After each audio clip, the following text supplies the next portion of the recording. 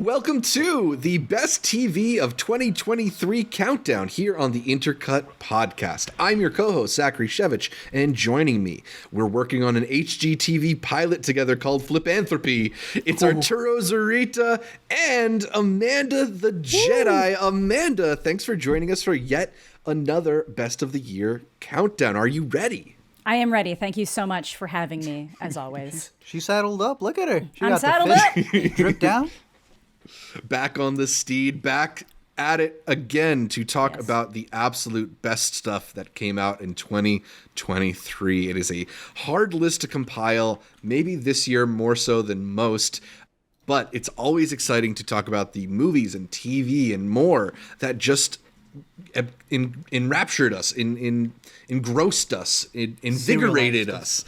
Yeah, it's the movies and TV and whatever that we just can't cut away from. So many things to talk about. And we're starting off with TV because I think it's interesting to talk about this year of TV particularly. We had a really excellent first half of the year list. I was surprised that it was like stronger than most years' lists just in those first 6 months. And then the strikes happened, the Hollywood work stoppages happened, and I think it slowed down a lot of TV in the latter half of the year. A lot of the networks were unable to even put out their new shows. The streamers had some more stuff saved up, but I'm wondering, Art, let's start with you. Did your list change much between our halfway list and this one? Did you add more shows to the roster? No, I'm actually going to bow this one out if you could just play the midway one for me. It's pretty solidified from what it was earlier. Just some stuff with due time kind of went above the others. A lot of them, I thought about it. They could shift a little bit, but for the most part, I got most of the stuff that I had there with a couple that came in. But like you said, it did kind of get stinted. The Emmys was probably the biggest award show that got paused and moved all the way until the Globes, or the Globes, when the Globes is going to premiere in January, right? Yeah. So it's like that got pushed back so much. From August. And I think that really affected a lot of the TV stuff. I felt like we were dealing with a lot of streaming networks and cable shows pulling the things that they never greenlit, like those pilots that they shot, and they're like, yeah, we're going to shelve this. Oh, you thought you were getting a last season of the Abby Jacobson Amazon baseball show? What was? That one got canceled for sure. They canceled that one too. But there was a couple of like sitcoms or like detective shows that came out of nowhere, and it's like, would these have been released if they didn't have to pause a lot of their major stuff? But either way, I'm still really excited with what we had on the midway because they were going to stick regardless of. It would have been really impressive to see what would have knocked it out. A League of Their Own. I don't know why I was having trouble remembering the title. It was a good show, man. Sucks they canceled. It was. And there's a lot of shows that I think we were hoping to see continue or maybe just continue on a more regular schedule that ended up getting interrupted because of those stoppages. Amanda, are you also sticking to most of the stuff you had at your midway, or were you able to catch some new stuff towards the back half of the year? Mine is like 50% different at this point. That's good. Ooh. Yeah. I challenged myself to try and add a few more as well because I the beginning of the year was so strong, but there were a couple things I caught that I think are worth that second revisit, that extra mention as we get to the end of the year list. So we'll get to those lists in a little bit. But with TV particularly, it feels really hard to try and catch up with everything, be on top of everything. We always can find an hour or two to sneak in a movie, but it's not always so easy to find 10 extra hours in your schedule to catch a whole season of TV. I'm curious if either of you have any shows in particular that you really wished you had time for, but just didn't get around to. For me, my list, I love The Great over on Hulu, but that's a show that always just ends up, it feels like such a big undertaking, and I didn't get to season 3 yet. There's a couple things that were hits on Netflix that I was kind of curious to check out. The Night Agent, which is their most viewed from the first half of the year, and The Diplomat. Not by us. Yeah, I didn't hear about it. I don't know what that is. I didn't see either of them. Our Flag Means Death came back for season 2. I know a lot of people love that show. It wrap, no? Or it's gonna wrap? I'm not sure, but I know it was season 2 was recently at least. So yeah. I still haven't seen season 1. I'm behind on that. Same with Reacher, which is a show on Amazon I know a lot of people enjoy. A Small Light, which I think Amanda caught earlier this year. I did, yeah. Yeah, I was curious about it. Didn't get around to it, as well as Silo on Apple TV Plus, which I've heard some good things about, and Slow Horses Season 3 on Apple TV Plus. I've also heard pretty good things about. Did not see any of them, though. Amanda, is there any shows that you wished you had seen but didn't get around to? Dead Ringers is one that like it's always there, and I just haven't gotten around to it yet. And then I keep seeing the lists, and I was like, I kept meaning to. I'll get to it. I'm so bummed I haven't yet. And then I did finally watch the other two. After The other guys? The other guys? The others? But I'm not done yet. I started watching with my mom, so she's like, "Oh, yeah, cool. Next time you're here, we'll have to keep watching it." Aww. So I can't just keep binging it. So I'm not all cut. Us recommending it to you. Yeah. You guys digging it? Yeah, so far. I think I like it more than her, but like that makes sense. So Sick. she gets awesome. into it. She gets into That's things. awesome. Yeah. Because I know you guys had watched The Idol together, so that's really cute. That's Yeah, really cute. no, it's so cute. Yeah. Oh my god, I forgot the Idol. No, but I think that's it. Are any shows that you didn't get around to this year that you wished you had? Yeah, 49. I have Wu-Tang and Snowfall are probably the two biggest ones that are just way too much to be able to catch up with. But the Wu-Tang American Saga, Snowfall, they've been on Hulu. People keep recommending that a lot, and I've heard they've been really good. Drops of God on Apple TV Plus. Anybody who watches that show has loved it, but that's like a full mixed subtitle, different languages. So it sounds like it's going to be really good. So I'm excited for that one. Blue Eye Samurai. I caught that one super late. I've heard so many good things about this. Yeah. There's no way this doesn't end up on a list, right?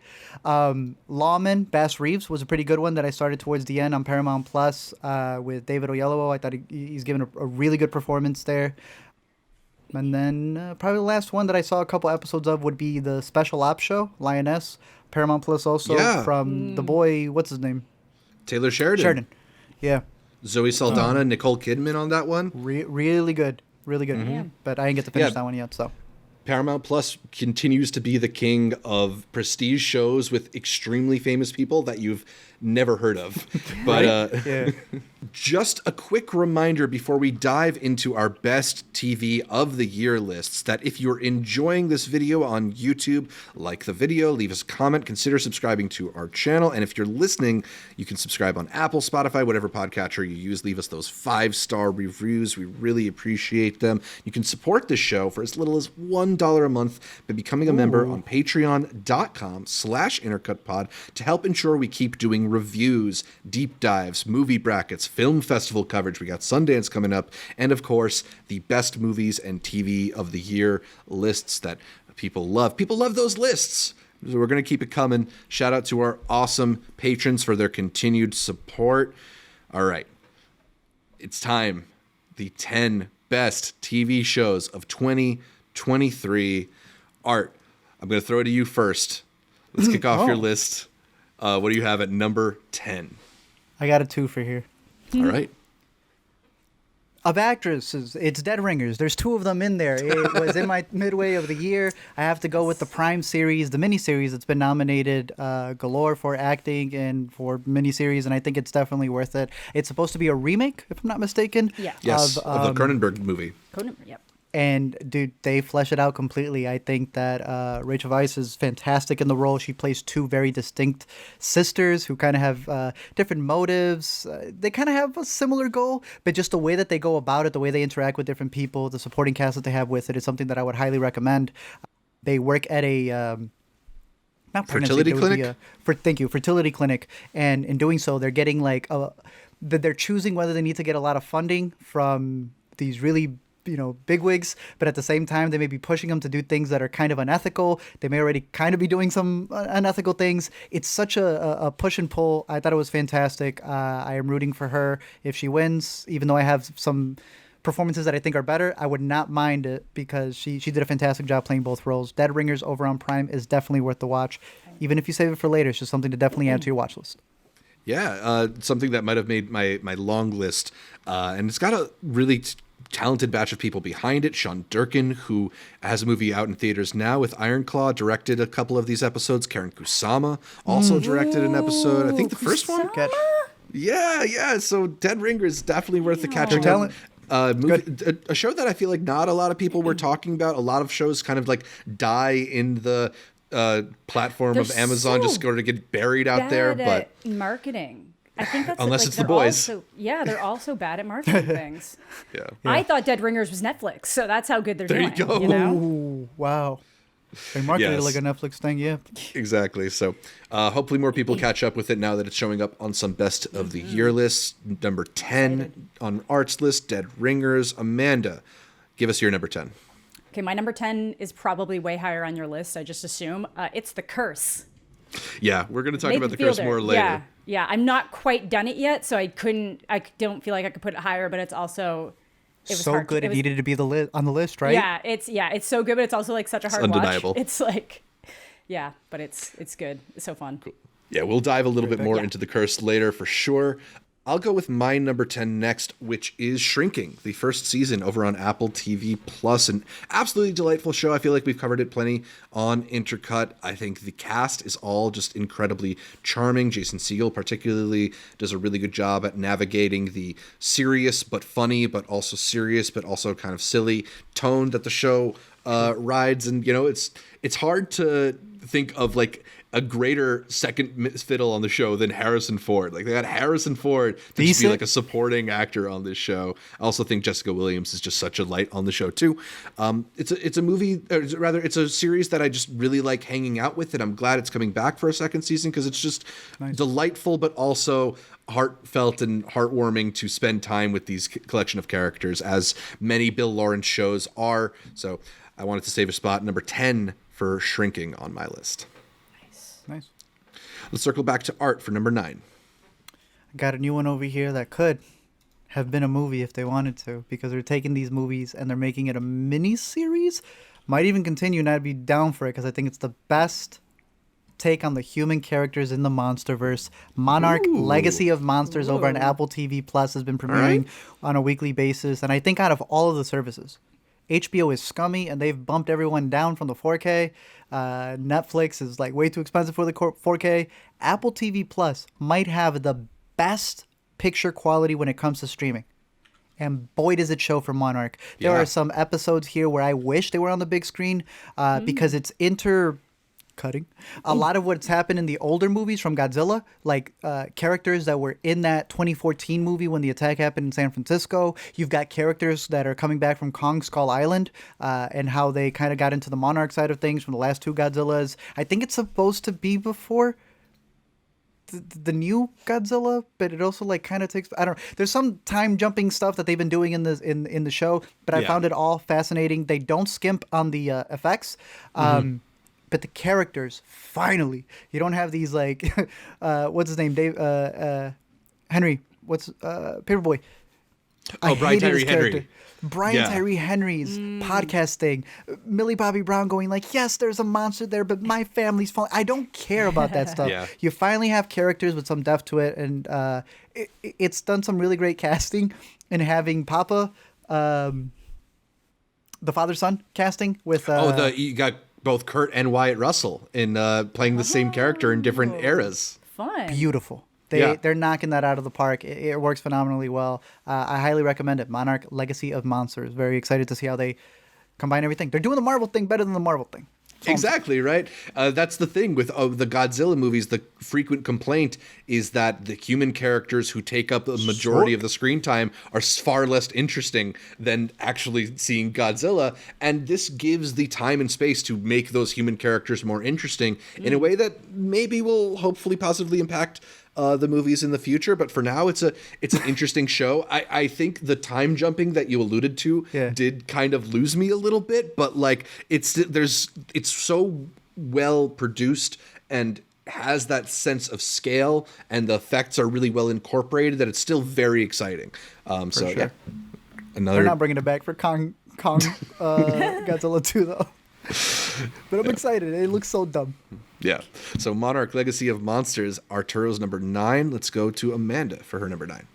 My number 9 is Heartstopper, which is the cute little Netflix series. And I just think we're losing so many of these like teen shows, and it's mostly because they're not good. They don't make good teen shows. This is a really, really good teen show. It handles like serious issues, but it can still have fun with itself. It's just like really delightful outside the way that real life situations have played out with some of these characters in very annoying ways. It's kind of weird how the show's events start paralleling what ends up happening in reality because people just can't be fucking chill.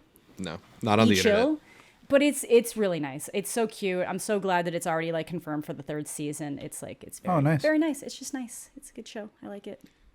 Came out in the summer, right? Yeah. I was looking back. I had no idea there was a second season.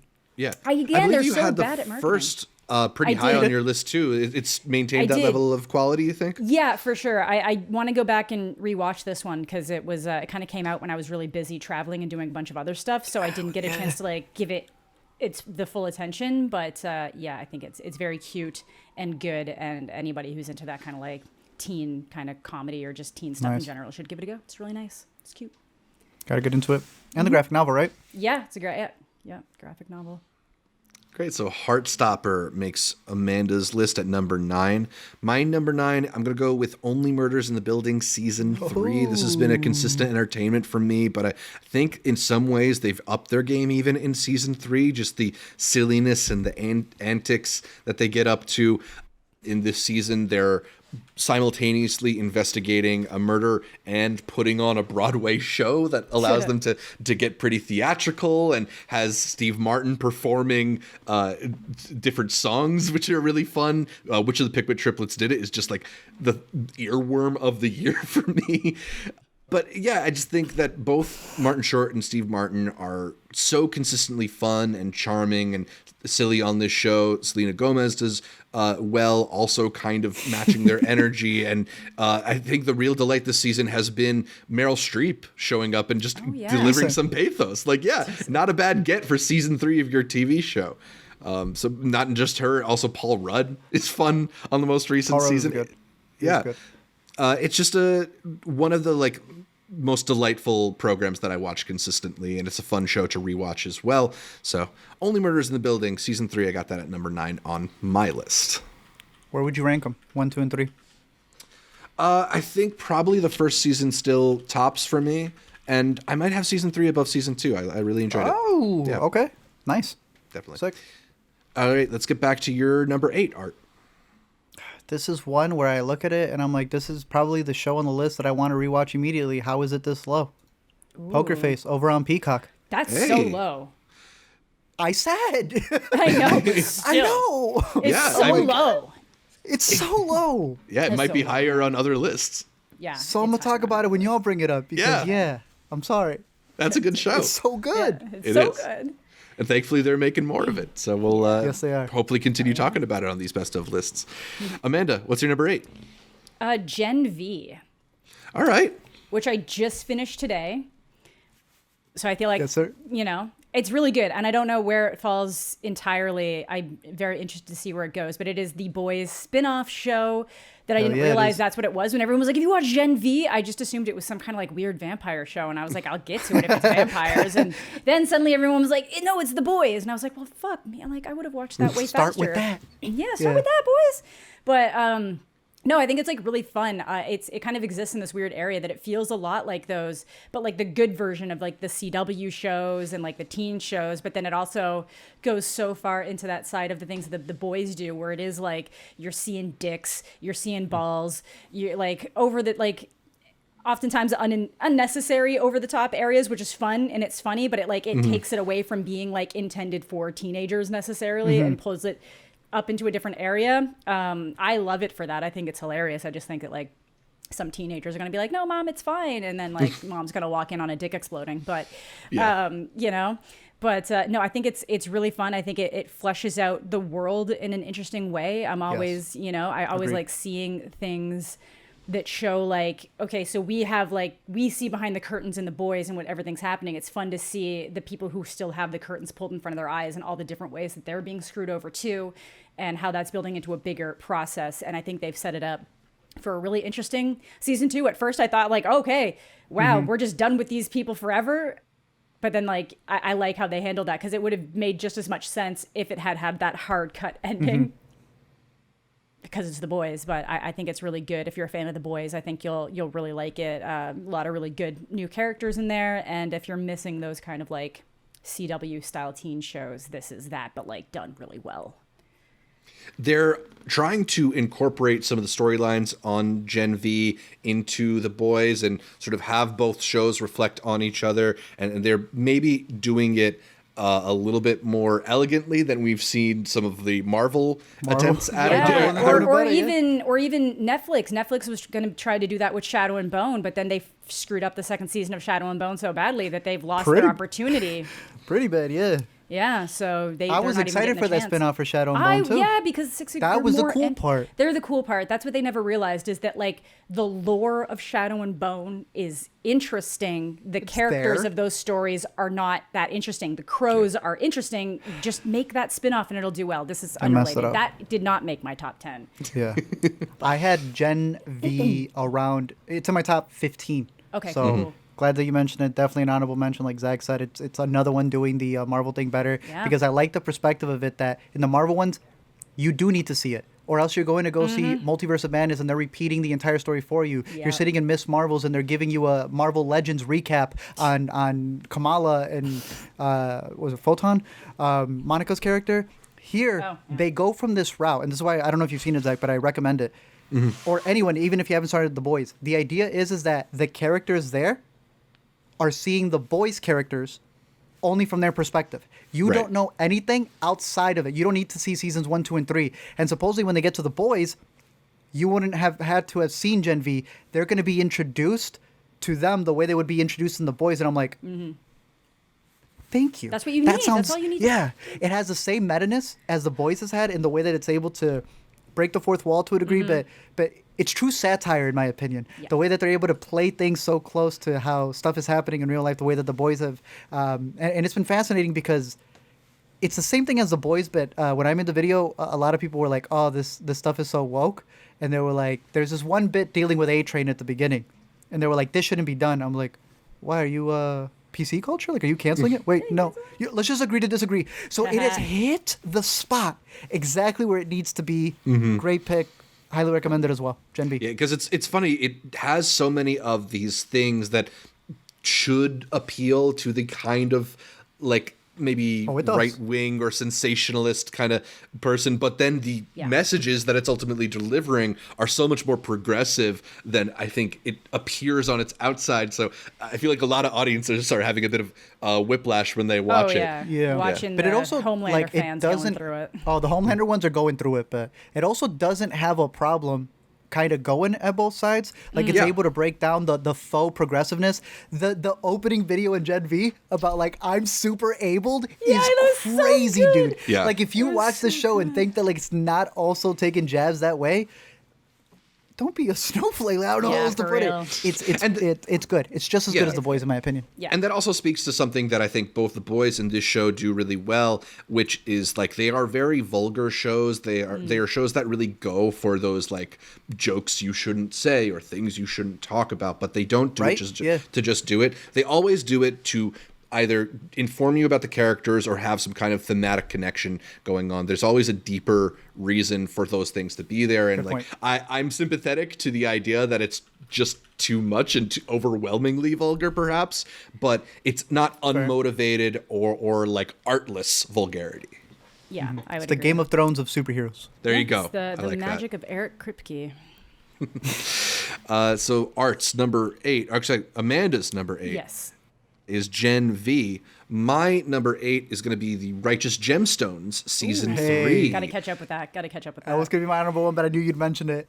Good. It's obviously Danny McBride is hilarious. He's done this over the course of several HBO shows now with Vice Principals and Eastbound and Down.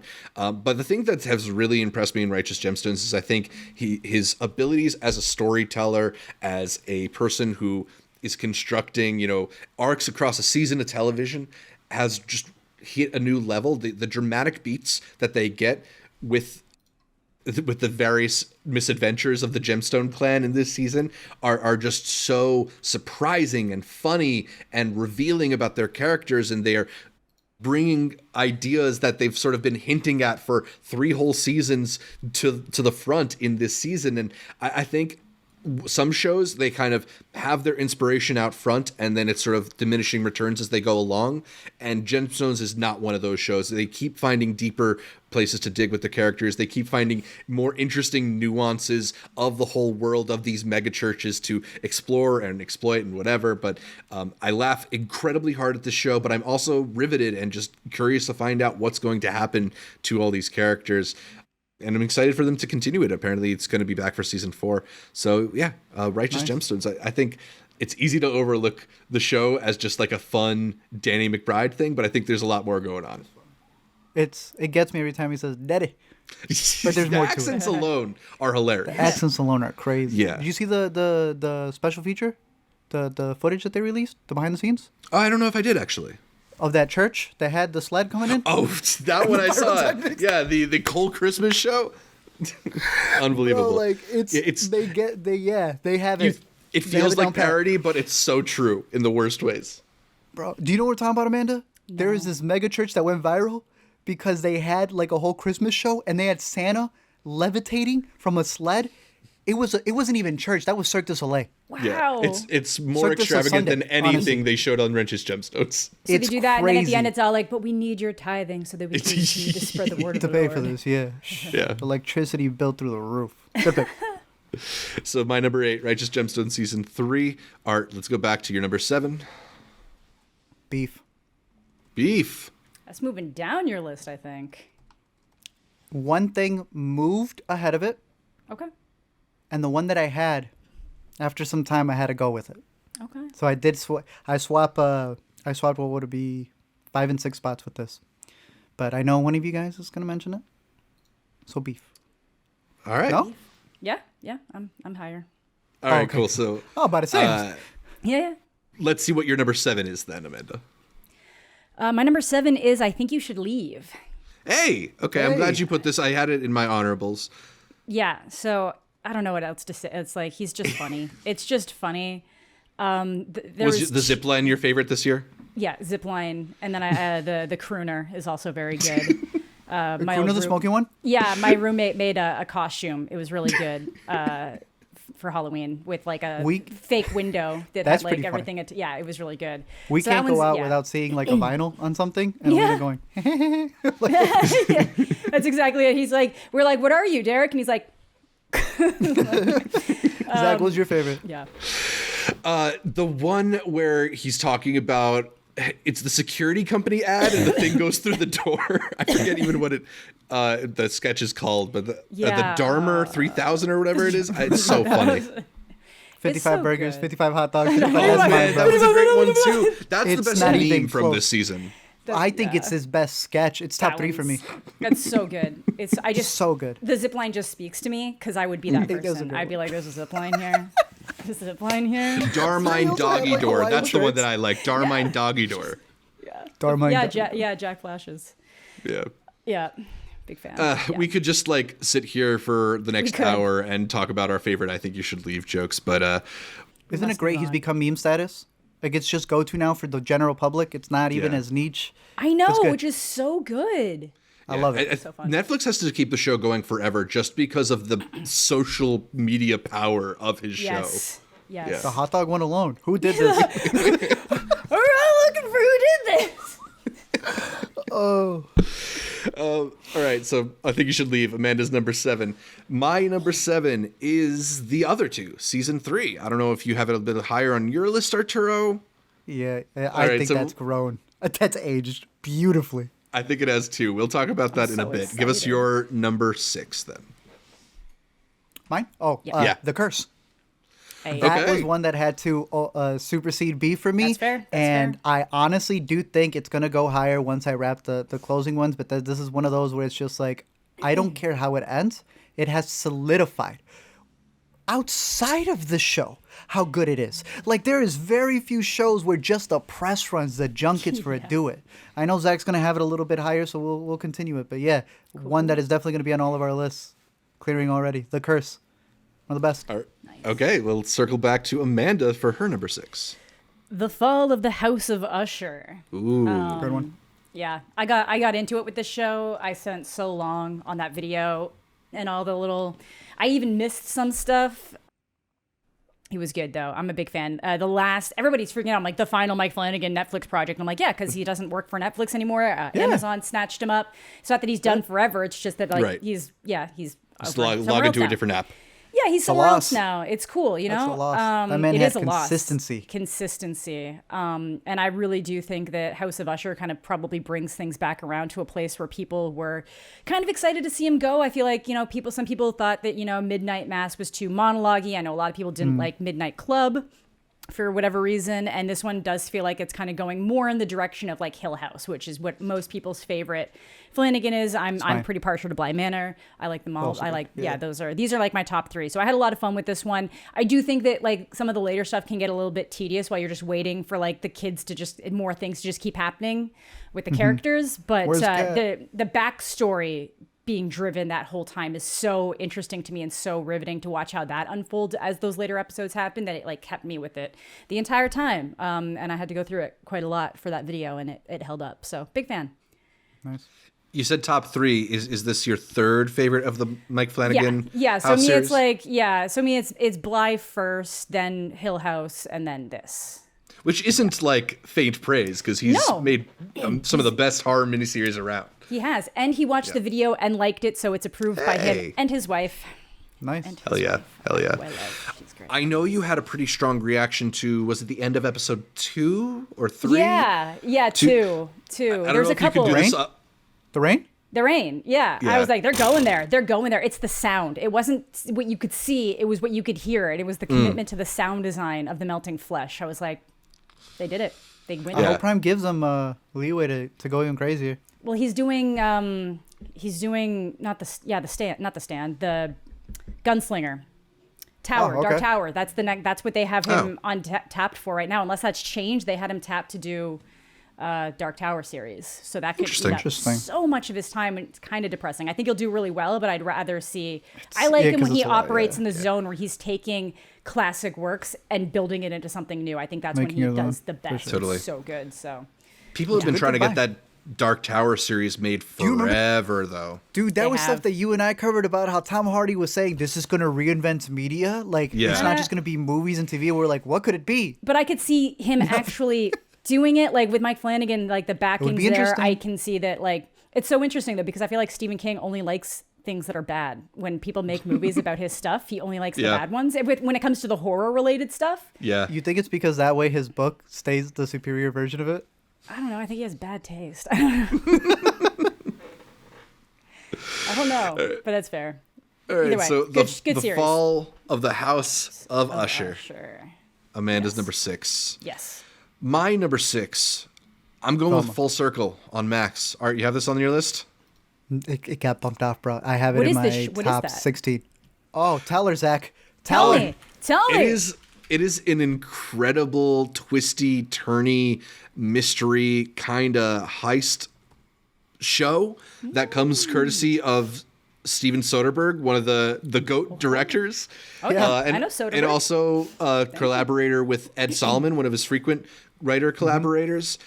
It is just such an interesting show because it keeps kind of revealing new layers upon new layers. There are so many characters who are so disparate in terms of their backgrounds, their ideas, their motivations, and they find this way to somehow organically have them all cross paths or be indebted to each other or have histories with each other, and in ways that are completely unpredictable. They don't feel like, of course it had to happen that way. It feels like, how did they think to have it happen that way? And when you get into a show that is as mysterious as this one, you want to be left guessing, to not get ahead of it. But it's also just a show that feels really lived in. One of the key moments of tension revolves around a guy trying to meet somebody to deliver a ransom and their phone dying. And it's just one of those details. The park. At Washington Square Park in New York, like just crazy setting to have it in too. Exactly, and it just feels so like personal and detailed and lived in a way that I think sometimes you can feel removed from those shows. I don't know. There are just so many interesting choices they made. So many great performances too. Timothy Olyphant CCH Pounder, Claire Danes. I really, really dug this show. We're going to do our underrated movies, hidden gem movies. This is like the hidden gem TV show of the year for me because I feel like I haven't seen almost anybody talking about it, but it is so rewarding. Yeah. So full circle. Definitely check it out over on Max. Yeah, Claire Danes, I think, was the standout. I knew from the moment that she was on screen, I'm like, oh, you're gonna cook this. Like You don't get the how many Emmys under her belt from Homeland? Yeah. Like 3. I heard it's a book as well, and I heard the book goes even crazier. So I'm excited to read it because it's very twisty turny. Yeah. Give it a watch. Pick that up for the holidays. I did at 15. Oh. There we go. So on the long list, we are halfway through our best TV, of the year lists. Let's go back to Art for his number 5. I had beef above this. After a little bit of time, I have to go with it. I think it has been underappreciated. Swarm on Prime is the American Psycho for the modern age that people have not been paying attention to. It follows Dominique Fishback in what I consider the best performance on TV, personally. Yeah, especially when it comes to an actress. I still got to catch up with it. Literally killed it. I think it is beautifully shot. It was one that we saw the screeners for in the moment that I jumped on for like the actual Prime streaming. Whoa. Yeah. It is beautifully shot in the most disgusting way. It has some of the best cameos, guest performances, whatever we want to call them. Surprised that for some of those guest performances, those weren't nominations. Yeah. I'm not so sure that I would personally count them as was Billy got a supporting role. I kind of felt more like a guest role for to an me, episode but be a guest role. Yeah. And nothing there. There is some incredible twists and turns that happen here, some memes that have stuck for a while, some GIFs, I should say, that have stuck for a while. But it is pretty much like a satirical take, if you want to call it that, of fan culture, specifically. Stan culture. The bees. Yeah, a beehive, we'll call it. Crazy stuff. And then the twist that they give you towards the latter half of the meta-ness of the show Do the is very Fargo-like. It's just a very interesting way of telling the story. If they were to make a Swarm season 2, I would love for it to be a Swiftie take. I would love for it to be a Swiftie take. That'd be really cool. I can't recommend it enough. Good performances all around. And I think this is going to be one where years down the line, people are going to look back at it and be like, this didn't get as much love as it deserved. Swarm. I Swarm feel like the streamers are so bad at promoting their shows now. Especially Prime. They'll Prime do a whole South by pop-up, right? Yeah. And then nothing. And then nothing. And it's like, I kind of forgot about it. I haven't gone back to finish it. Not because I thought it was bad, but it's just like... There's a lot of stuff. They're not pushing it, stuff, yeah. Yeah. I had Swarm on my honorable mentions around 15 as well. But incredible show. I think there are some episodes that worked better for me than others, but the episodes that really worked for me are like some of the best episodes of TV this year. Like episode 6, particularly, which you're talking about, is one of the funniest things I've seen all year. All right, I'm going to get on it. Really good. Also, a lot of supporting cast. I see them, like, they'll be in different movies. I was like, oh, that's a standout actress. Let me go. You were in the 3rd episode of Swarm? Yeah. So it's like, it's been really cool to see that also. It's like, damn, okay, they really collected it. Also, not to mention, this has an episode directed or written by Obama's kid. Yeah. Malia, I think, wrote one of the episodes, right?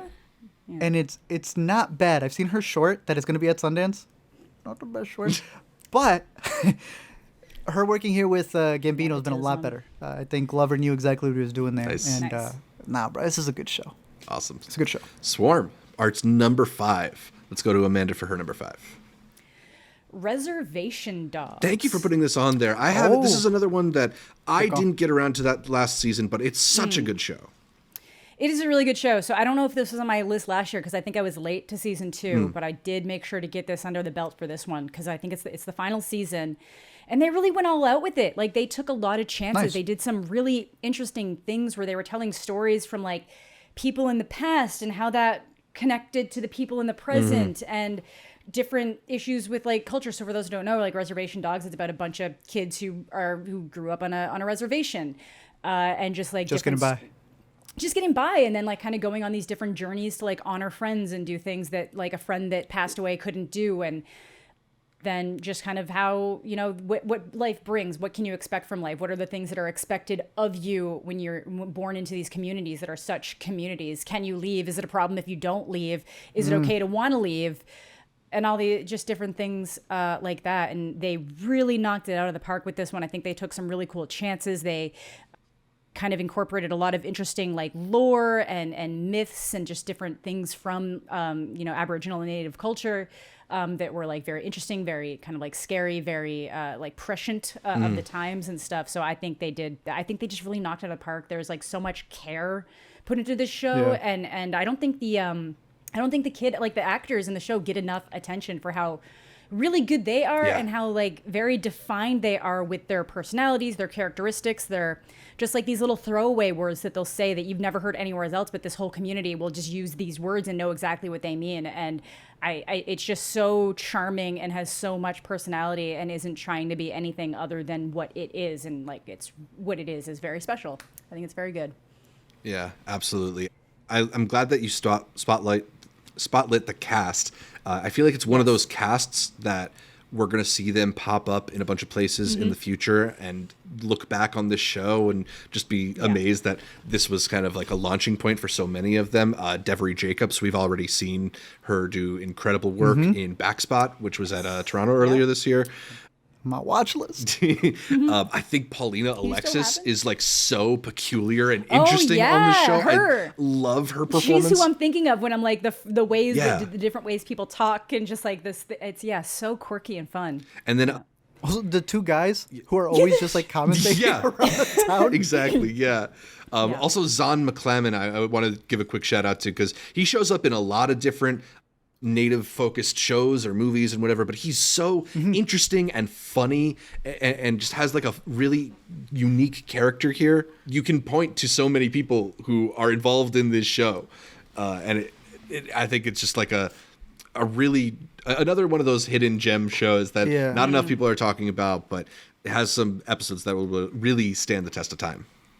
Yeah. Stopping it at 3 is horrendous. Yeah. Like not being able to allow it to go further to like get that full syndication. Yeah. I think ugly. I think they chose to. Yeah, I think Sterling Harjo really chose to. I think he wanted to. Yeah, I think he felt like they told the story where they wanted to tell it up to. But there was like a lot of different ways they could have gone. I think it's once it got to the prospect of splitting the cast off. They didn't want to pull the Degrassi. They didn't want to try to like split things up between locations. So I get it. It does suck, but I think it's better to do that than let it kind of like fizzle. Totally. I feel like a lot of Taika shows, because you were talking about Our Flag Means the Death. pirate one. He's choosing to end that at 3 as well. So it's like I feel like the max has been 3. Other than What We Do in the Shadows, I think that one's gone farther. It has. Yeah. But yeah, I think I had the first network. Yeah. That's why. Right? Yeah. That's why. I had the first season on one of the lists prior, so I can't wait to catch up on that one because that's the one I've let slip by. But every time something plays on Hulu, if it's the Wonder Years, I turn it off from the autoplay. But that one, I'll let the first episodes play. Yeah. It's a really good one. Mm-hmm. I think there's a whole season of What We Do in the Shadows that came out this year that I skipped. That probably would have had a spot on my list. That probably would have had a spot on my list. I missed it. I saw a GIF from it from one of the vampire guys, and it was really funny, dude. I'm so excited. I don't know how I missed that one. Yeah, let's give that an honorable It's mention, too much. even though we haven't seen it yet. Yeah, an honorable mention. All right. For consistency. Amanda's number 5, Reservation Dogs, season 3 over on Hulu. My number 5 is going to be Poker Face, season 1, but Amanda hasn't said hers yet, so I think we can circle back to Art's number 4. The Last of Us. Oh, shit. Okay. Get into the heavy hitters. This was the one that I was just like, how far is this going to drop? And it was more so the discussions around it. Mm-hmm. And I got just tired of Pedro being and everything. I'm not going to lie. But like, that is aside to going back to those early episodes and it just delivering. Mm-hmm. I do think the finale isn't as strong as it could have been, as someone who like was also playing the game again as the series was out.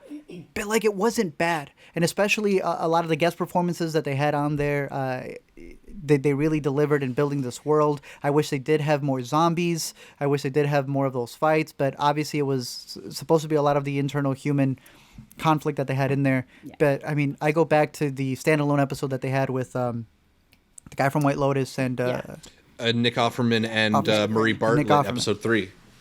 Yeah. Perfect standalone thing. Yeah. I think of the sequences with our main character and when she has to like realize what it is to become an adult. The episode with the brothers. Oh, yeah. Oh my goodness! Like when you start having sequences that are better than how they delivered them in the game, I'm like, all right, there's a lot to give credit to here. I couldn't bump it any lower than what it was. The Last of Us, I think, really delivered on it, and they got a real big feat coming up. They do with season 2, and if those casting rumors are correct, I don't agree with them. Really? I love Caitlin Dever, but she's not Abby at all. True. She's older Ellie. She's not Abby. She don't get Abby in her. Or she got bulky. I don't think she can. I saw her fight those aliens. I don't think she can. It's so like I actually used to do a lot of powerlifting, and my mom was always like, "You're gonna get so jacked," and I was like, "No, my body type will not support that. My legs will get thicker because my legs that's where any weight goes to my legs and my hips. My upper body is always gonna stay like this. I don't think without steroids, Caitlin Dever is not getting. So she's gonna have to get on the Marvel plan." But I don't even then I don't think it is like it's harder to get a woman there than. Yeah, and I don't think she'd do it because like that would destroy her body. But Love Lies Bleeding. Love Lies Bleeding. You want her? Probably. That's like I don't think I love Caitlin Dever, but I also like playing that game. I don't think I think she could play the part. I just don't think she is the part. Yeah, she could have the SpongeBob arms. I don't know. When people were saying Florence Pugh, that made more sense to me. Because we've seen her fight, though. We've seen her fight, she looks the part more. I think she's got. I don't know. She just feels more that part to me. I don't think Caitlin Dever is remotely the right call, but I could be wrong. She don't scream it for me. Not wrong. We all like Caitlin Dever as an actress, but it's performance-wise, it's about Abby does have that presence, that stature. Yeah, get somebody who has that stature already. Like you're literally now just cannon foddering people to be like, see, a woman can't naturally be that physique. And it's like, if you spend all your time training and your physique is kind of naturally geared towards getting that way. Like, I know people who could get the Abby physique without doing steroids. So, like, get somebody who does that. Like, in my opinion. Do y'all have this on your list? It's in my... It like just got bopped out. Oh, I'm pretty surprised you didn't have it top 10, Amanda. I know. I think it's because like the more I really love it, but the more I think about it, it does just feel like a Cliff Notes television show. I feel like I wanted more. I feel like they sped run too much. Yeah, like I know, that's what I mean. So like it has so many good sequences and moments and things, but then there's so much more I wanted in it that isn't there. Yeah. And the television show is the time to do that. Yeah. The game. Yeah. That was the battle I had with it. I agree with you. Like, I can't deny that, but at the same time, it's like, am I being harsh because I know how great the game is?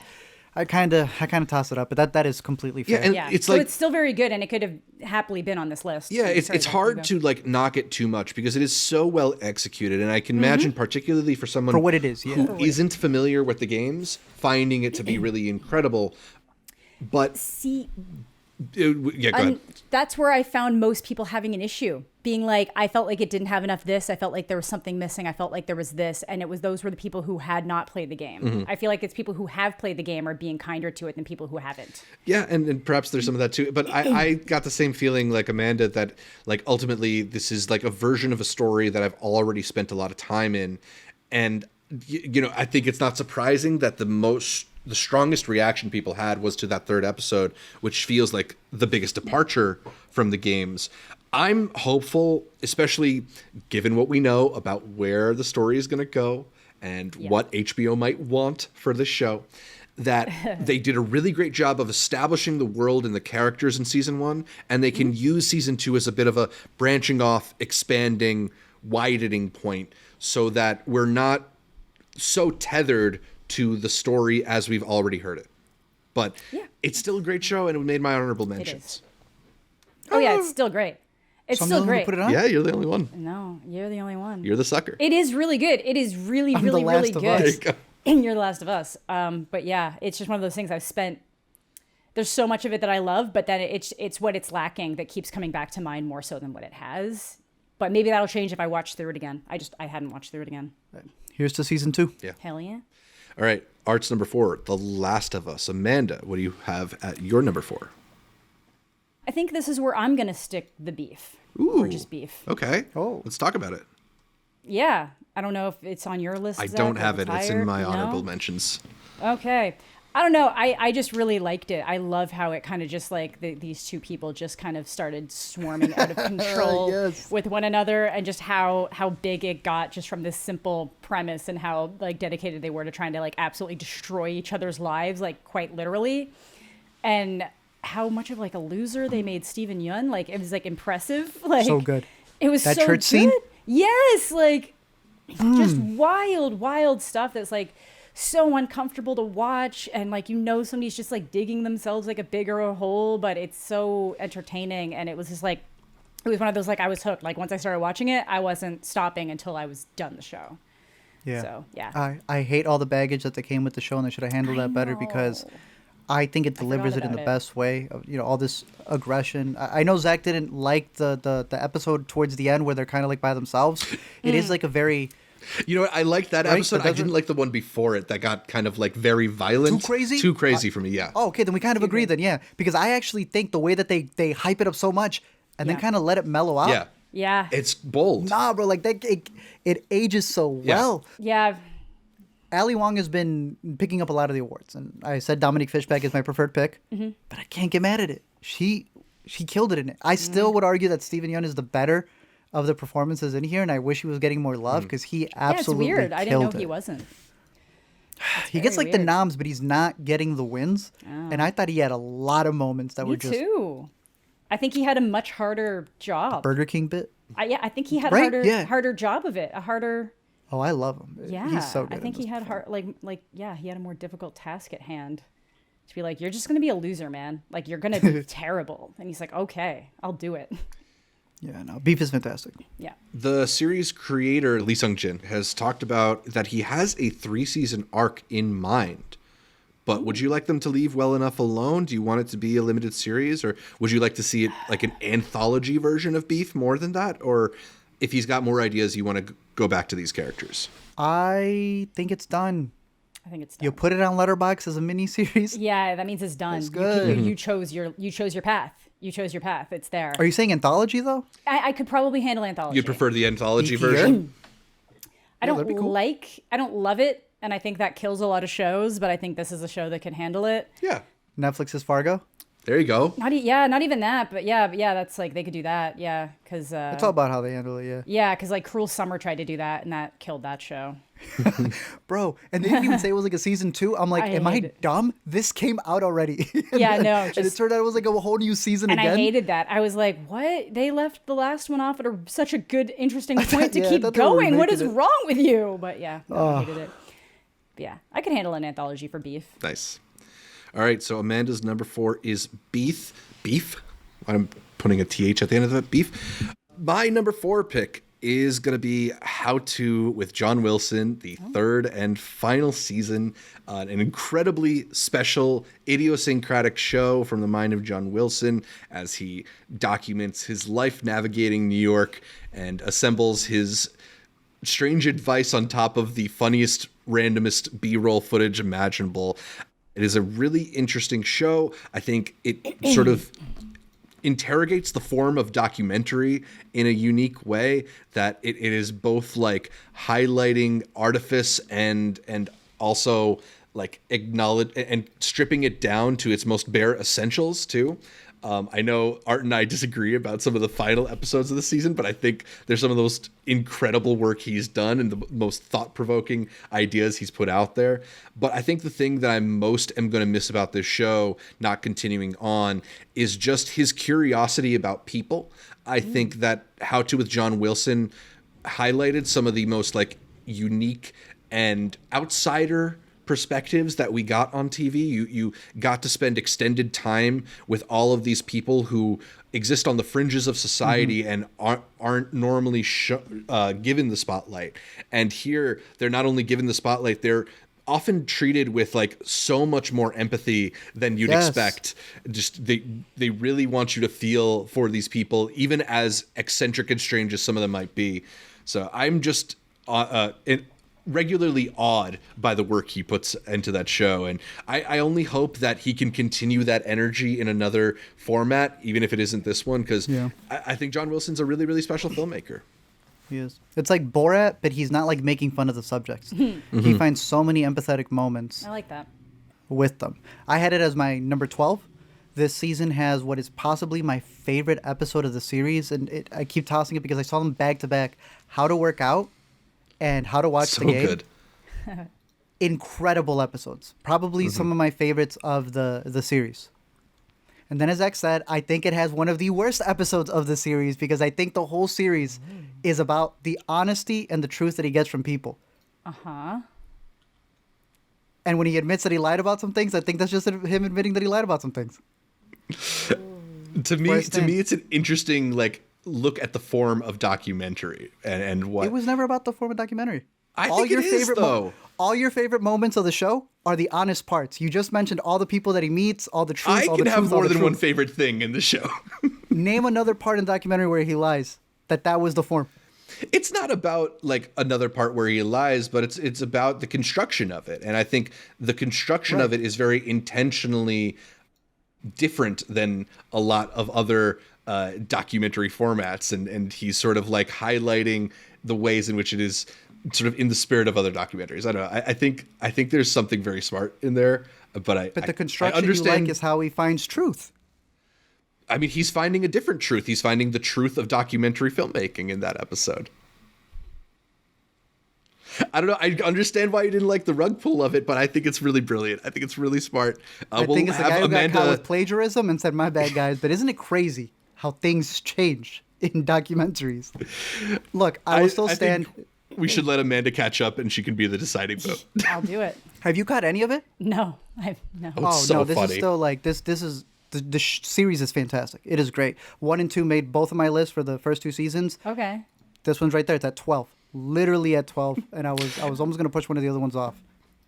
Only John Wilson's mind could work in a way where he's talking about his sexual experiences and setting it to a montage of him putting out his hand for dispenses of hand sanitizer foam just shooting out into his hands.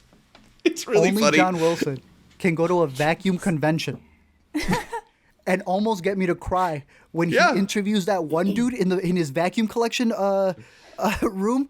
Yeah. Bruh. Yeah, it's those little moments that he finds with people that are there. It's incredible, and I agree. Whatever he does next, I hope they give him the leeway to make it be whatever he wants. This is one of those shows that I really love, but I love in a way where I'm like, this should be given a Peabody. Like it is doing something really unique that should be put on some kind of pedestal. Yeah. Sacha Baron Cohen, Curse. What's his name? Nathan for you. Nathan Fielder. Yeah. Nathan Fielder. This is like if you like any of that stuff, you're late on this show. Yeah. This show is for you. Yeah. Definitely. All right, so How To with John Wilson. I got a number 4 on my list. And before we get into the top 3, because I think we're going to have a bit of overlap and some of the highlights of this year collected in our top 3, I think we should dispense with the honorable mention. So, Art, why don't you kick us off? What are the shows that did not make your top list? Some random ones, Kunk on Earth, I think you put on my radar. Yes! So It's funny. goofy. I haven't been able to finish it because every time I play it, Alina hates her voice. She'll just stare at me. She's like, are you playing that Kunk girl? And I was like, we don't say that word in this house. Colin from Accounts is technically not of this year. Right. We barely got it. That was from the Intercuties who had mentioned that last year, and I thought it was a pretty good pick.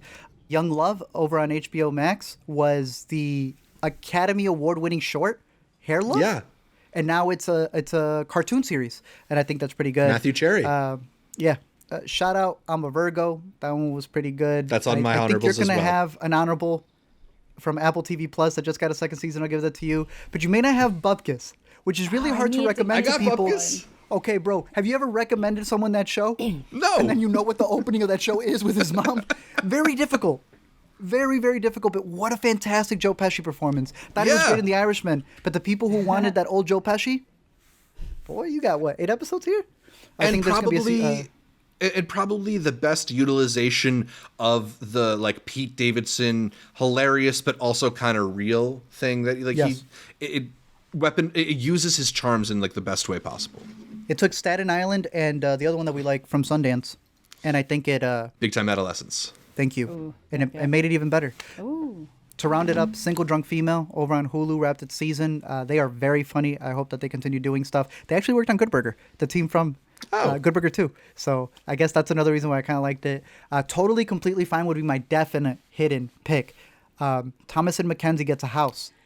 Oh. That house has people committing suicide because it's right by the cliff. She doesn't realize this gift is a curse, and now she needs to stop those people. But it's also because she came from being a person who was doing a lot of self-harm. It was technically a cursed gift to help her from stop. Dude, hidden gem. Hidden gem. Watch it for sure. What channel is it on? AMC Plus. So, like, when I say hidden, very because hidden. it's Sundance now through AMC Plus. Zach had mentioned a couple of other ones, Full Circle. You said Gen V, How To. But this last one, I did not see enough for it. I saw a little bit more of the curse to count it. Y'all, Fargo Season 5. That'd probably be on my list if I had finished this season. But yeah, it is incredible so far. We went through the Globes and it had gotten the nominations. I was like, usually when we see that, we're like, this isn't out yet. That's not fair. Oh, Fargo? Yeah, for sure. No, easily. If they gave you all the screeners, easily. Juno Tempo kills it in that show. Mm-hmm. Really good. All of Fargo is really good. I've been telling Zach, we've been waiting episode for episode, and Zach knows that when I'm waiting on a weekly basis and not waiting for it to all wrap, that means it's a good show. And we're so dumb, we go, it sucks that I have to wait for the next Fargo episode. As if I don't have 3 seasons of the anthology that I haven't seen yet just sitting there. Exactly. It's really good. But those are my honorables. Nice. Awesome. Amanda, what about you? Not a ton. Last of Us, but we've already talked about it. A Small Light is another one. Yeah. I think that's kind of getting a second life because when I was watching it, I think it was on Disney Plus, and now it's on Netflix. Now the awards. So I think it's on Netflix now, right? At least here. Oh, is it? I think it's Disney Plus for one. us. What? It's a TIFF pick. There's All the Light in the World. All the Light in the World and A Small Light. Right. Yeah. Okay. I think that's what's throwing me off. Either way, it is getting a second life either way because of the award season. I thought that one was really good. I like Platonic. Honestly, I know that wasn't the most popular. Okay. Yes, I thought Zach was going to mention it. Bro, it's so much fun. How y'all feeling on season 2? I mean, we're going to run into a Reservation Dogs story where they're in different spots. So you can't... Right. They'll find some excuse to put them back together, and then we'll get more Seth Rogen, Rose Byrne antics. I mean, it's not a show where I'm so invested in the story of it that I'm going to feel betrayed when they put them back together, especially if they give us more scenes like Hidden Skills. I swear I saw a UFO. It's so good. And the militant, no, we have to, unified front, we saw a UFO. The painting bit is the only reason when she gets that new job and messes up the painting that makes me think, okay, it's not that bad if they're alone because she killed that whole episode. Right. Oh, they're really good. That's such a good show. It is. Yeah. So I like that one a lot. And then probably Slip. The Zoe Lister-Jones one that it literally kind of keeps leaving because I saw it so long ago at this point. But it's really on Quibi? Good. Yeah, it's so right? It's one of these kind of short shows where every time Zoe Lister-Jones comes, she enters a different multiverse, a different reality. Literally, not into the room. Yeah, never die. Yeah, every time. And it's really interesting, and it kind of is just all her learning about herself and different options and ways she could have lived life and things like that. So yeah, it's good. That was a good one. So those are my handful. Absolutely. My honorable mentions. I'm going to start with a show that was the hardest for me to leave off my list. Sorry if it's on either of yours. I put Barry, number 11. I really love that show. I think it is. Art is betrayed. Phenomenal Art filmmaking. is betrayed. I don't even know you. I don't know, man. I love Barry. I don't know. There's so many other shows that I wanted to talk about this year, and I just found myself putting it lower and lower. And I'm gonna rewatch it and think I'm an idiot for not putting it on my list. But right now, I got it 11. I don't know. It's 14 for me. It was off my list. I had no problem bumping it. What's next? Succession? A different show with an S. I maybe this one is going to show up on a list as well, but I put Scott Pilgrim Takes Off in my honorable mentions. Nice. Art, you also mentioned I'm a Virgo. And Bub Kiss I have Party Down season 3, which, a lot of the flavor of the old show in a smaller package. It's good. Are you I starting ain't got season stars, 1? though. I got season 1, and season 1 is funny. It's But real good. I'm not getting stars. Yeah. Well, I'll bring you DVDs. Thank you. I also got to do one more mention of Paul T. Goldman, the Peacock show from Jason Woliner. I think, to me, it's the most fun I've had with the kind of like hybrid documentary thing going on with a lot of shows this year. It's just really creative, really funny, and surprisingly sweet as well. What else can we mention here? There's so much stuff. I mean, Last of Us, Abbott Elementary. I want to give a little bit of a love to Winning Time, even though the season was super sloppy. I still like that show. Wow, I forgot to mention that here too. Yeah, you're right.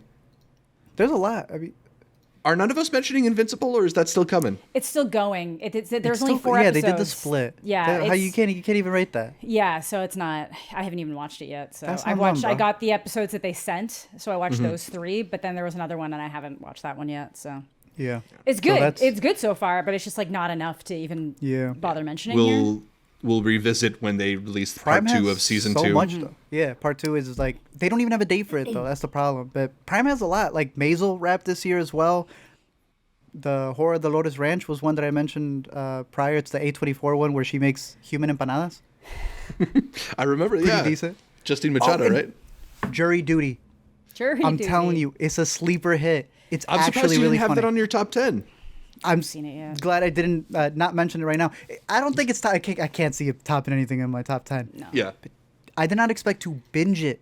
Like James Marsden is really funny in this Yeah, show. he's really good. I think he's the reason why I didn't watch it at first, because I was like, there's no way that guy doesn't know. I know James Marsden isn't super popular, but there's no way that this man doesn't recognize him. But then somebody was like, no, they don't try to play it down as if he's not who he is. No. And I was like, oh, well, Yeah. that makes more sense, because I didn't want to watch it because I didn't believe it would be possible that someone Yeah. didn't know that this was a celebrity. You need to do. There's a moment where they're doing the jury duty, and he's like reading a script for a fake movie that's coming up, and he doesn't want anyone to look at it. But he's like, "You guys aren't seeing my like performance." They have to pay a bill at one point, and it's way too expensive. And they're like, "You cover it. You're the celebrity." That's so good. I love that. No, that's good. It's good. It's really good. I'll check it out. Yeah. The premise is that everyone's an actor on this fake Yes, jury, except for the main this guy. one guy. Yeah. And he doesn't realize But it was just it's- more that like he's such so a funny. known actor that I was like, I can Yeah. believe a bunch of other people, but like not James Him Marsden. playing Marsden himself. at least is playing himself. The rest aren't. Good. That's and all it's that worth the matters. nominations he's got. Yeah. There's Yeah, a lot didn't of they have TV, to like dude. filter someone out of the show because he did recognize someone a little bit too much and it was weird? Did that happen, or did someone lie to me? Maybe. I I'll know have to watch an it. interesting thing that they did on Prime was they had like bonus episodes. So it was like, it was like director's cut episodes. I haven't gotten cool. a chance to see those yet. They love were like that. adding minutes to like the episodes for different scenes or something. So Like that. very interesting So, premise. Jury Duty was created by Lee Eisenberg and Gene Stupinski, and they cut their teeth doing The Office, which also, I think that was the first show I can even think about that did extended cuts and was gonna bonus say, yeah. features for streaming and stuff. So, Oh, it makes so much sense. yeah, Yeah, no, they had that down pat, dude. Easily. definitely. Nice. All right, so those are our honorable mentions. Let's launch into the top 3 shows of the year. Arturo, where are we going to start? Succession season 4. Same. Ooh, all the way down in 3? You too? Down in Yeah. 3? Yeah. Wow. Something, I don't know, something warmed It's up good. on me a little bit more. But yeah, Succession's great. Yeah. Okay. We Top 3, can Zach. What do you want? What do you want? What do you want? It's not 3. we can It's we can good. talk about it more a little bit. Okay. I will go with The Curse for my number 3. Which we could talk about it more You now. were the only one who wrapped it, right? I yeah, have not done exactly. yet. Yeah. And it keeps it up is, I guess, what I'll leave it at, because I do not want to spoil. I don't know if I feel comfortable spoiling some of the things that happen, but it is such a hilarious creation of the like interesting elements of Nathan Fielder's writing with the sort of anxiety and tension of Benny Safdie's filmmaking, and of course you got like an incredible Emma Stone performance at the center of this. It has this really particular funny satire of this kind of like for-profit influencer kind of like do-gooder culture, these like white liberals who see themselves as positive change makers but are ultimately mostly in it for capitalistic benefit or like personal gratification. Gratification, or even just like to make themselves look portray themselves a certain way to the world. A lot of what the show is focused on is how we want to portray ourselves and how we do get portrayed, or also the ways in which media, whether that's social media or just like TV media, can warp your portrayal of something or warp how people see you. It's got just some of the most uncomfortable cringe comedy I've ever seen, but it's also just like incredibly thought-provoking and intensely layered and dense. For me, in fact, the thing that is the hardest thing to recommend about it is so dense with ideas that it feels hard to bite off a whole episode at once. Like it feels like they're trying to talk about a million things within the span of a normal episode's runtime. It makes it really good. It makes every scene matter, but it's not like the easiest to binge or anything like that. Or it's not like passive watching. You have to really be actively with the show. Hard. And it's hard. Yeah. It's hard, particularly when it's so uncomfortable. Yeah. But I love that it exists, and I love I love so many of the things that they are addressing. Episode 5 in particular, which really hones in on Whitney, Emma Stone's character, to me is the peak of the show, because they're trying to sort of make the pilot episode of this flipanthropy show, but also balancing egos at the same time. It's so good. I can't wait to talk with you both about it once you get the chance to watch the whole thing. Art, we're definitely doing a spoiler talk of the show once the finale's out there. But yeah, The Curse, I don't know if you said all that you want to say about it, but Art, at least, is there something that jumps out to you about The Curse? That it's good. I know that a lot of people love Nathan not Fielder. Safdie, Nathan. Yeah. And they were like really impressed, almost scared with his acting. And I'm like, he's always had it. He's always been like that. That's always He's always been like that. So to see him in a narrative is what's got them going like, whoa, I didn't realize. I was like, no, this man is like, I feel like he's almost making fun of the producers, the money people, every single person that he's dealt with. I just saw that clip earlier. I hadn't seen it before. CNC? What's y'all's candidate think? What? CBC? CBC? Is that what it is? CBC? Like like CBC News? Yes. Yeah? So he's like talking to the guy from that network. I had never seen that clip before. He embarrasses him through and through. Dude, the guy who runs it was like, please don't do this to me, Nathan. He's so funny in real life situations. Because he started at CBC. I know that. Something like that. Yeah. So seeing everything that he's doing, his CBC comedy segments are so funny. Just like trying to pressure people into saying. Are Canadians just funnier? But to make fun of the person who's paying you is crazy. Yeah. So now that he's doing a narrative, he's making fun of everybody he's been around, and he's at home. To take that then on the road and just mop Benny Safdie is so disrespectful every single time they're at a talk. And Benny is great in the show. He's good. He's great. He's insane in the show. And so is Emma. Emma's having a great year. Emma's Emma's like shockingly perfect for that. But would you guys live in one of those houses? I would not live in that house. That's like absolutely not. That's like a tomb. They say that the temperature is supposed to freeze. I would be sweating constantly. Yeah, and it's just there's no windows. Yeah. I feel like it's like a tomb. I would die. It's ugly. Ugly. Aren't those the type of houses that like kill birds because they don't know where they're going? Yeah, absolutely they would.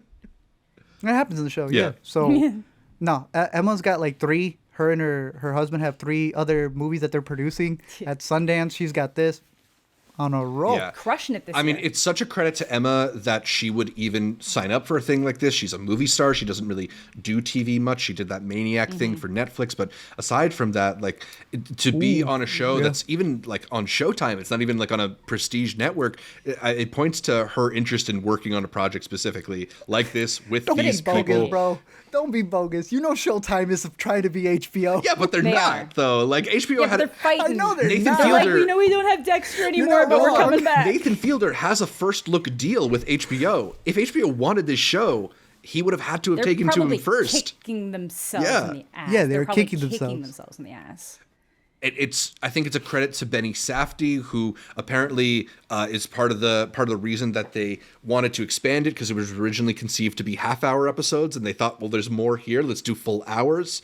And as you mentioned, huge credit to Nathan, who obviously we knew he's like a hugely gifted comedic persona. But like, I think about that one scene, it might have been in the first or second, maybe even the third episode, where he and Emma are arguing after they're trying to record themselves for social media, and it just feels so real. Like there's not like a. That's like episode 5. I think that's like 4 it's or like, 5. I think it's 3. It's 4. It's 4. It's 4. Sure? It's later. It's one of the last things I saw before I ended up. I don't think it was in the very last episode I watched, but it was one of the times where I was like, "Oh my god, It's this a is so real awkward. clip that's out on Instagram, Zach. Yeah, I mean, point being No, I that feel like you. it just doesn't feel I agree with like that there's scene. any artifice there. It feels like a real argument, which is pretty Yeah. pretty Isn't that stunning. scary? Yeah. Yep. They Do were you know tapped that people in. have had that argument all around the world, having it right now, in this very moment? but like the way he caught it between Yeah. the both of them, and then the Yeah. aftermath of trying to fake it, just like exemplifies like, yo, you guys like really. There's no way you did 2 takes of that, because No. more takes of that makes it feel more fake. Yeah. But then that's what it's commenting on when they try to. Yeah. It's a brilliant show. Incredible It's show. good. Yeah. It's so good. Brilliant Another show. one of these shows that we could just spend like an hour diving into different aspects of it. We probably And we will next Yeah. year. So that's my number yeah. 3. Both of y'all had Succession. What is your number 2, Arturo? The other 2. Hell yeah. Okay. Ever since we covered it, this is a amazing. series I'm so excited. The that other is guys? just aged perfectly. I mean, I know there was like a big bomb that came out towards the end, and with it wrapping up and everything and why it wrapped up. Haters gonna hate. Like, look, I'm not condoning anything Yeah. that they did, reportedly, allegedly. But the other 2, the moment Elemental came out, had such a peak episode about what they did with that. There are so many sequences within this. I can't even see Lucas Gage. I saw Don Lowe, but I can't see him the same way every time he appears somewhere after the episodes that he was He in in here for the this? Broadway play. It's the He's in maybe the this? best episode of the entire series. Carrie. Wait till you catch It's called it. Carrie and whatever her name is. Go see the In AIDS play. It is so funny and so smart. I tell and, you can't So a leave the AIDS play. continuation of Down Low. That was wrong of me. yeah. He's great in Yeah. it. That man has that's him, knocked it out of the excited. park. Every guest star that they've had has knocked it out of the park. Just the jokes that they'll have at the bottom of just Yes. episodes. Zach really liked this one about when they're trying to raise funds for something. And it comes so quick. It'll just be lines that they're making fun of in the industry. It's just so smart. I think that's why it pissed off a lot of people, because it is going at a lot of not just influencer culture, but the people who work in a lot of these shows, moderators, hosts, And they hate the it. whole They shebang, hate it dude. when They've things knocked are- it out of the park, and I think every single season has gotten better. Yes. And I stand with this being the best season of TV. That's incredible to wrap it up like that. My number 2 of the year. Yeah. Absolutely worthy of being remembered in that highlight. I mean, it's so funny in such a like incisive and particular way. Like it's commentary on, as you mentioned, like the entertainment industry or particularly gay culture. I think it's really good at showing you sides that are like unglamorous and uncommented on, the sides that don't get advertised to the world, right? And it's so just hilarious whenever it's doing it. So the other 2. And they're terrible people. Yeah, and unreservedly, Terrible. they Yeah. don't really try to like soften them. They allow them to And I be like that. Love it. complete messes. I like that. Did you see That's that great. the clip from the first season where the brother made the gay music video was going around and people didn't realize that it was a joke? Oh no, I didn't Like see people that. thought that was like a real song. People thought that this was like pandering. I'm like, you're all so fucking, you're so dumb. Media literacy is dead. It's dead. It's genius, Yeah. though. Yeah, I it's like like when it's people bring up the so Tropic Thunder obvious. stuff. Yeah. Yeah, I know. And it's like, oh, it was good. Anyway, All right, the other 2 makes it all the way to 2 on Arturo's list. Amanda, what do you have at number 2? The Bear. Oh, okay. That is what bumped up over Succession for me. I don't know. It's got heart. It's Yeah. got heart. The Bear's got heart. I agree. Succession, I feel like I don't know if the ending of Succession. I need to rewatch it. I don't know if the ending of Succession is my perfect Succession ending. But it's good, right? But it's really good. It is really good, but I don't know if there's just I either wanted another season or if there was more I wanted, but like it is very good, but I don't know if it was like my perfect ideal ending, so that's why The Bear is now kind of getting bumped up, because I do think that like season 2 is like phenomenal television, just really good, heartfelt in so many different ways, so many strong performances. It's breezy to get through. So yeah, The Bear, easy top 2. I've got The Bear season 2 at my number 2 as well. It is swapped positions with the other show on my list from my mid-year point. I had The Bear at number 1, and sitting them on them, I've decided, like, it was hard for me to make that choice in the first place. So I'm just going to make the opposite choice now. I like that. I don't know. Like, we could have a little bit of The Bear versus Succession talk if you want to, because these are clearly shows that all three of us really, really responded to. I think The Bear in particular, one of the reasons why you might want to lean towards The Bear is, like, we've gotten so much great Succession, and I feel like The Bear, which was phenomenal in its first season, took a step up in the second season. I'm not even sure that they can continue at this level, because, like, how do you do another Forks? How do you do another Fishes? Yeah. Those are, like, the best possible versions of those storylines, of those characters. What did they do to the main character in the last episode? That is insane, dude. Yeah, it's so, and it all just has, it feels so true to life, and it feels so thoughtful. The acting, the writing is so funny but real. There's just a million superlatives you could use for a show like The Bear. There's a reason that it's become this really organic hit. It's just kind of an undeniably beautiful piece of television. And yeah, I mean, I can't think of, as much as I loved some of the other shows on this list, I kind of feel like you have to give the best episode of television award either to something from Succession that we can talk about, but it might be Fishes and it might be Forks. Those are just incredible episodes. Forks is great. And how good are their beefs? Oh yeah, I mean, the original beef, right? It's amazing. Fantastic. Yeah. My only thing for Succession, because again, top three for sure, is it being the ending to the series, I understand it. I get it. As its own standalone, I guess, is what I'm judging of just season 4. And that's the only reason, because I think of the ending, it's not bad, but I think of the ending to 1, 2, and 3. Why is this coming in 4th place? Yeah. It's a really good ending for the finale of the series. Yeah. But, like, as a standalone thing, I'm putting the other 3 way higher. Same. Whereas The Bear, I think, as 2, even though it's clearly building up to something else, it was such a complete season. I mean, you were mentioning so many great episodes. I think we're at my number 1. It's FX's The Bear. Season 2 had such a great episode that didn't even deal with tension. It wasn't Forks. It wasn't the 7 Fishes. It wasn't even the ending. You got the homie Marcus going over to Sweden. When he's making the rainbow art, the desserts. The desserts, and it was just, it's like, that's when it's stuff like that. It's like, this has been a really good year for, like, contemplative, beautiful simplicity. Yeah. And I think feeding cats that aren't there. Cleaning toilets. Getting a great Will Poulter performance where he's as chill as he's ever been. Yeah. It's beautiful. Yeah, it's great. That's a good breakdown of it, yeah. Because he goes there expecting that it's going to be like a completely, what Carmi got. Yeah, what Carmi got. Right, with, what's his name from The Soup. Yeah, but it's just beautiful. It's such a flip, patient. Right? Like, don't be afraid to ask questions. That's how you learn. Yeah, and just, like, dedicated to the craft. Like, we're taking this seriously, but I'm not going to scream at you for it. He's learning. Because you're learning. Zach knows. And I love seeing people learn on screen. Yeah, like, the screaming can come later. Dude. Right now, it's for learning. So good. Yeah. Jamie Lee Curtis, so good in this, I forgave her for her Oscar. No, I mean, like, this is a show in which they had, like, a phenomenal Sarah Paulson appearance, and nobody talks about it because she's maybe the 5th best actor in that episode. John Mulaney. God. John Mulaney.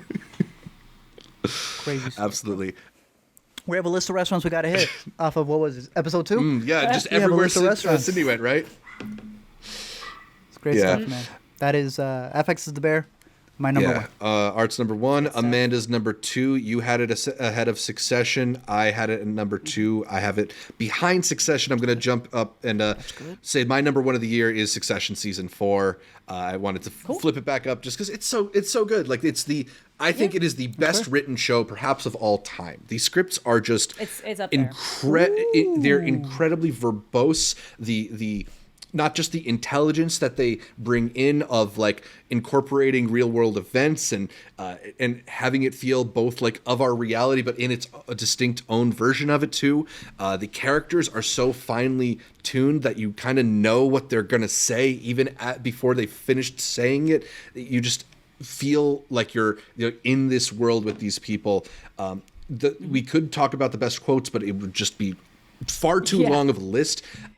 Yeah. And the only episode of TV that I think really contends with those amazing bear episodes is Connor's wedding. It's just like one of the most stunning pieces of television I've ever seen, to kill off your iconic character about 15 minutes into the third episode of your fourth season. It's just off screen. Yeah, and it's capturing a feeling that I don't know if I've ever seen articulated on TV. You know, Art and I were doing breakdowns after each episode, and I just don't know if there's any other show on TV right now that can support talking about every episode for an hour plus the way that Succession did, and not just for us but for lots of other people.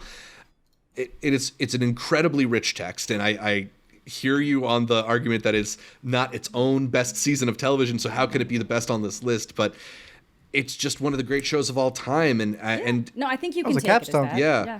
Yeah. And I hear Amanda also saying that like maybe the finale isn't like its best or it's perfect, but I think it's like satisfying in a way that these huge shows rarely end up being that satisfying. Like it's true. You're not gonna better than Sopranos. Exactly, right? Like it's such a hard thing to land the plane on these shows, and we've seen some absolutely disastrous final seasons. Yes. And that this one wasn't, that this one like kind of kept the quality up. It's just a remarkable feat. I agree. Yeah. I don't want you to compare both series. I don't want you to. But in terms of an ending, you don't think Breaking Bad still has that as the capstone of like, that's how you do it? You know, I think it's interesting enough that you mentioned Breaking Bad, because I kind of think it's doing the Breaking Bad finale. Because Breaking Bad had its penultimate episode left Walt kind of, you know, isolated and alone and sad. And then a prologue. And then he kind of has his triumphant return. And Succession almost flips that, in that you get the triumphant moment of the siblings coming together and meal fit for a king, and this is going to be our big happy ending. And then it brings you back down to earth, and it shows you the consequences of their actions, and it gives you the kind of rug pull moment. So I think that there's a lot of similarities there. Maybe Breaking Bad inches it out. Better Call Saul might even inch out Breaking Bad. I know. But I know. One of the all-time great finales, I think. It is gonna age well. That's the thing about it. It's one of those where it's just like, just because we wanted it to hit a little bit better now, that doesn't mean that on the rewatch, which will definitely happen. Yeah. You got 4 seasons to go back to, and that it's all still gonna hold up, which is the best thing you could say about it. Absolutely. Also, just incredible that like after years of Jeremy Strong is so amazing, Brian Cox is so amazing, they just like sneak made Kieran Culkin the most interesting person on this show. But I love Keith. Killed it. Yeah, I've been on this train, so it's stoked. It's the power of He the was writing. definitely the best part of the last one. And also, hey, don't forget the boy. What's his name? Skarsgård. Yeah, absolutely demolished. He's so good. Yeah. I love him. I love him so much. Amanda, I don't know if we skipped over your Succession time, if there's anything else you want to add to it, because you did have it at number 3 on your list too. No, I think I said everything, why I kind of bumped it down a little bit, but no, it is still like a masterclass in television and just everything you want when you're approaching a television show, and not overstaying your welcome. And it's very good.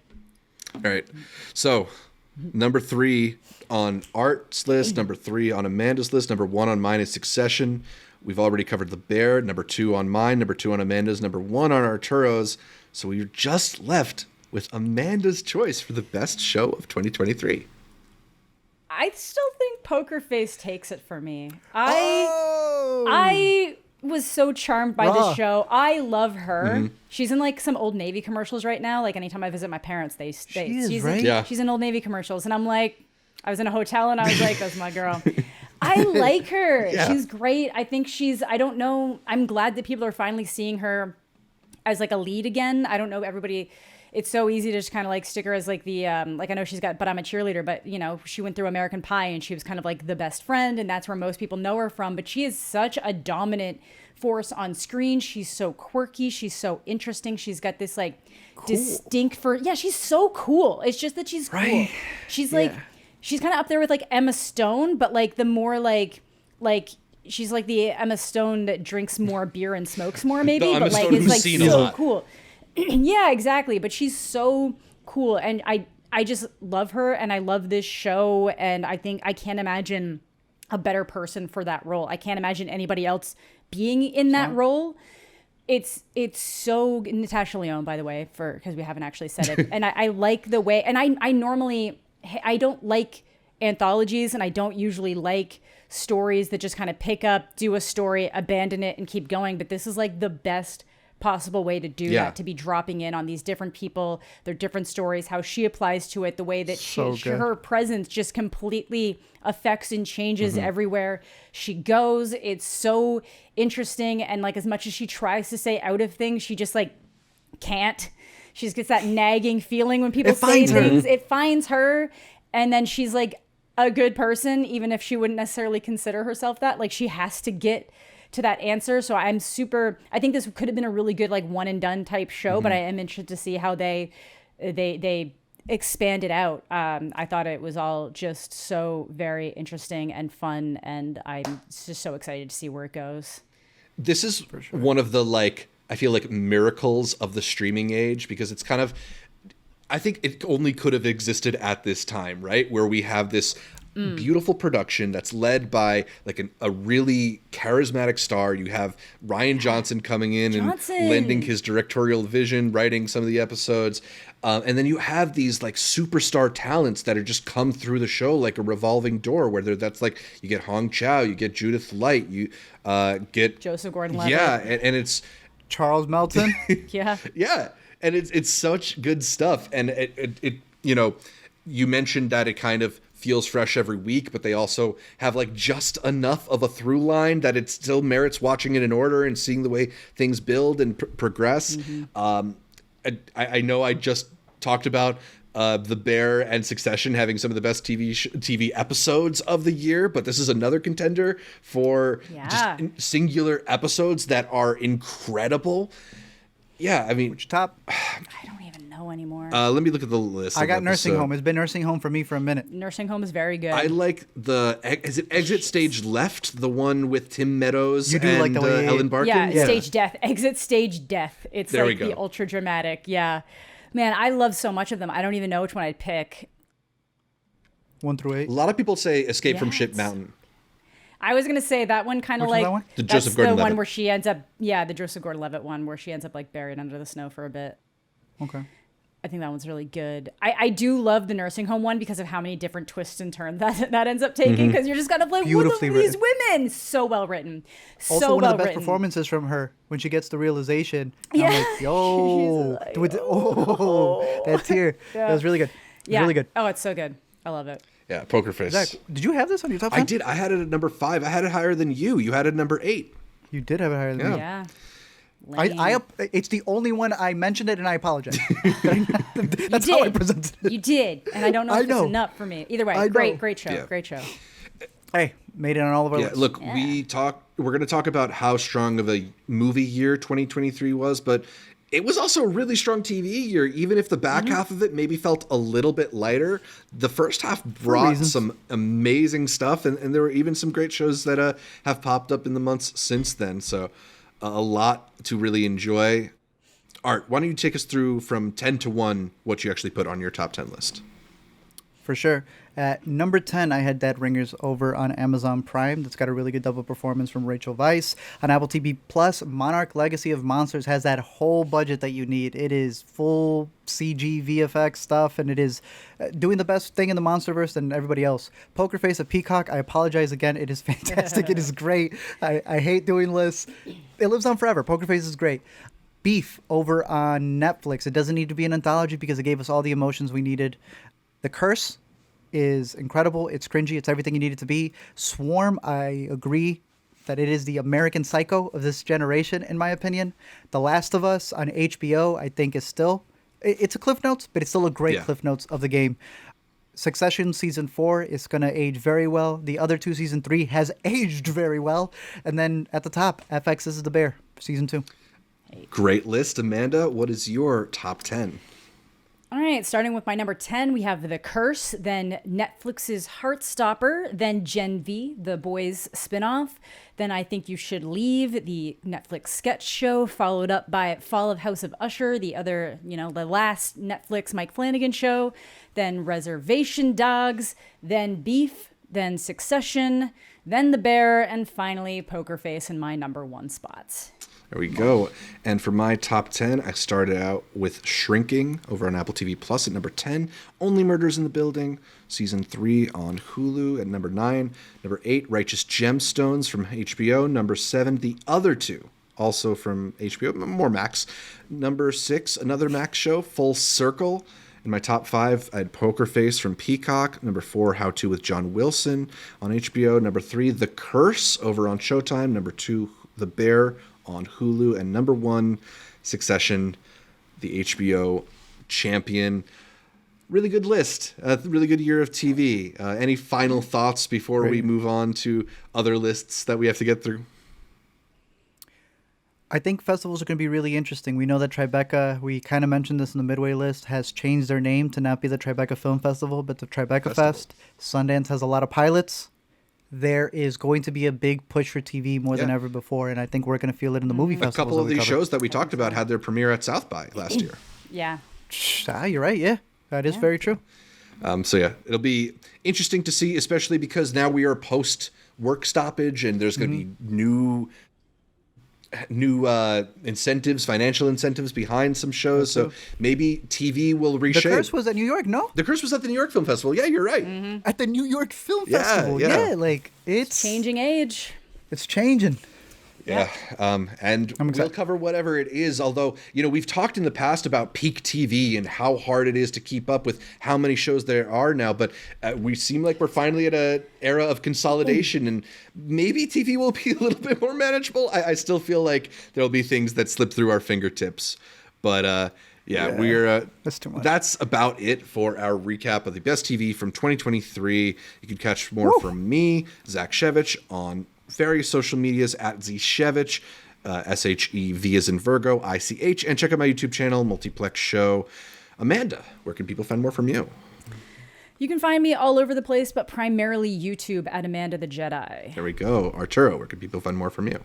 You could find me over at LME Movies on all social medias, on YouTube at Let Me Explain, or here on Intercut, where we got 12 more hours to go. Yeah, you can listen to every episode of the Intercut podcast on iTunes, SoundCloud, Spotify, whatever your favorite podcatcher is. I use Overcast. And then make sure you're subscribed not just to the audio podcast, but to the video feed as well on youtube.com/IntercutPod, where you can watch our anticipatory faces as we get ready for more of this, running through entertainment, TV, movies. Find new episodes of Intercut every Monday. Please leave us a comment, like the videos, and consider heading over to iTunes to give us that much requested 5-star review. Shout out to our listeners in France for putting us on the film review podcast charts out there. Like our Facebook, our Instagram, our Twitter, our TikTok. Support our Patreon. You can find all of them at Intercut Pod, as well as our Discord, which you can find a link to in the description of this episode, to get updates throughout the week from Art, from me, from Amanda, from all the guests that we feature here on Intercut. Thanks again for tuning in, and until next time, I love you, but you're not serious people. I got Matt Damon in 5, but 3 of them are rewatches, so I don't know if that counts. Okay, you have Matt Damon in Air, yeah. And you have Matt Damon in Thor? No. You have Matt Damon in... Give me a hint. From this year? Yeah. It's the most important thing that ever fucking happened. Oppenheimer. Oh, yeah. Wow, what an idiot. And I was even going, I was like, did he Interstellar in some movie this year? Yeah.